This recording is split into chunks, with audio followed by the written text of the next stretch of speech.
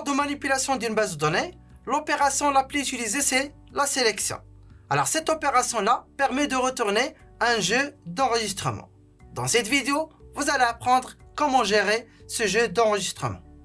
Pour faire la sélection des données, ça veut dire récupérer un jeu d'enregistrement. Donc, on va utiliser la même méthode execute de l'objet cursor. Entre parenthèses, on va spécifier la requête SQL. Alors, une fois la requête SQL exécutée, donc on a 3 cas possibles. Alors, le premier cas, c'est lorsque la requête retourne plusieurs enregistrements. Donc, fetch all, ça veut dire traiter tous les enregistrements. Alors, deuxième cas, c'est fetch many, ça veut dire traiter seulement des enregistrements spécifiques. Ça veut dire, si on veut récupérer les trois enregistrements, ou bien 4 enregistrements, ou bien 7. Et la dernière opération, c'est fetch one, c'est permet de gérer ou bien de retourner un seul enregistrement au lieu de retourner plusieurs enregistrements. Alors, on va voir en détail chaque opération. Alors, pour extraire tous les enregistrements, donc on va utiliser fetch all. Donc, la syntaxe est simple. Donc, une fois la requête exécutée, donc dans notre cas, select étoile from employé, donc on a les employés suivants. Alors, une fois la requête exécutée, donc on obtient la liste des employés. Donc, pour récupérer cette liste, donc on va utiliser fetch one en utilisant l'objet cursor. Donc, maintenant, res, c'est une liste. Donc, res, c'est une liste dont chaque élément est représenté par un tuple. Donc, res, c'est une liste. Chaque élément de cette liste, c'est un tuple. Un tuple associé à un enregistrement.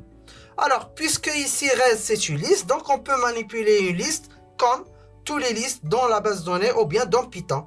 Donc, par exemple, pour parcourir ligne par ligne, ça veut dire parcourir les éléments de cette liste. Donc, on va utiliser la boucle for.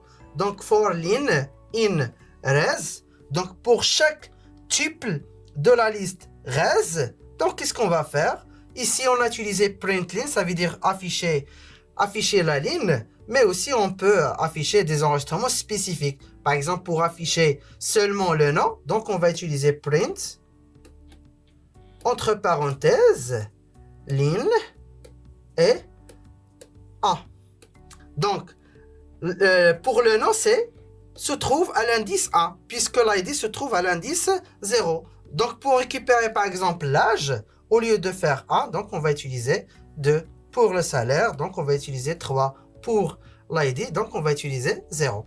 Pour afficher le tuple complet, donc on va utiliser tout simplement println. Donc println permet d'afficher ces enregistrements-là. Donc, première itération, il affiche l'enregistrement Ismaël. Deuxième itération, l'enregistrement Mohamed, et ainsi de suite. Donc, une fois la manipulation de la base de données terminée, donc il faut fermer la connexion à la base de données. Donc, c'est pareil. Donc, on peut utiliser des spécificateurs de données.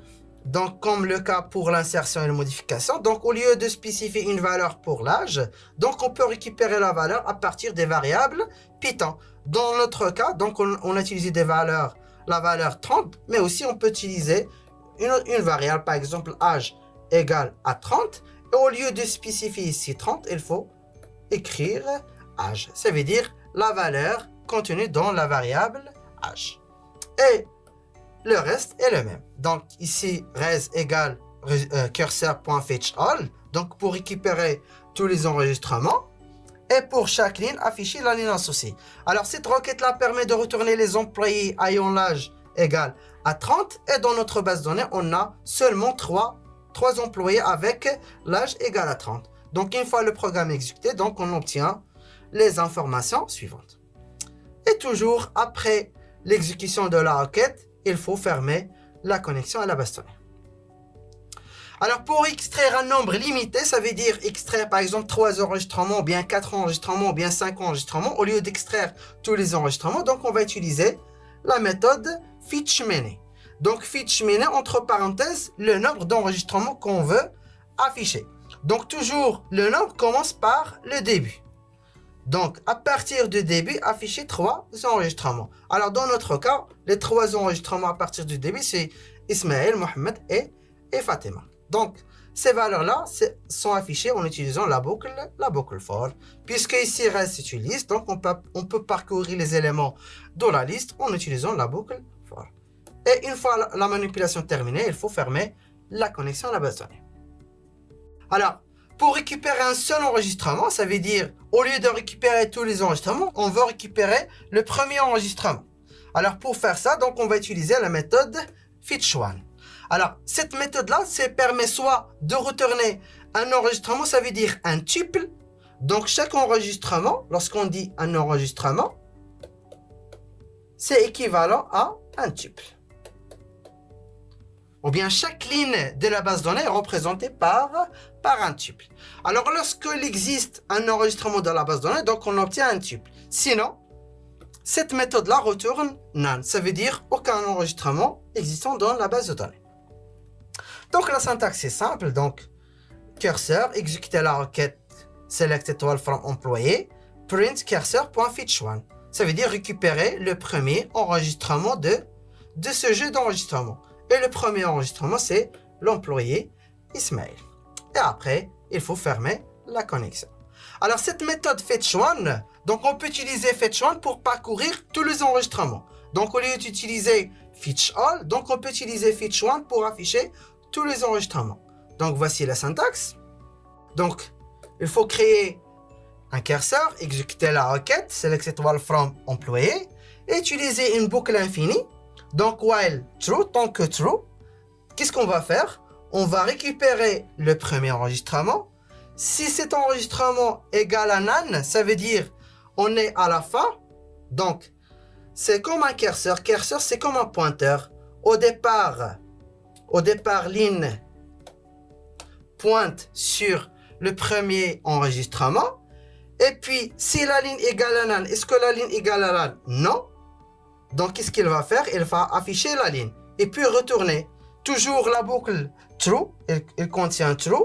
Cette ligne égale cursor.fetchOne. Donc, qu'est-ce qu'il va faire maintenant? Il va incrémenter le pointeur. Donc, maintenant, ligne pointe sur le deuxième enregistrement et ainsi de suite. Puis, pointe sur le troisième enregistrement, quatrième enregistrement, cinquième enregistrement et le dernier enregistrement. Donc, une fois la ligne récupère le dernier enregistrement, donc on va revenir dans la boucle while.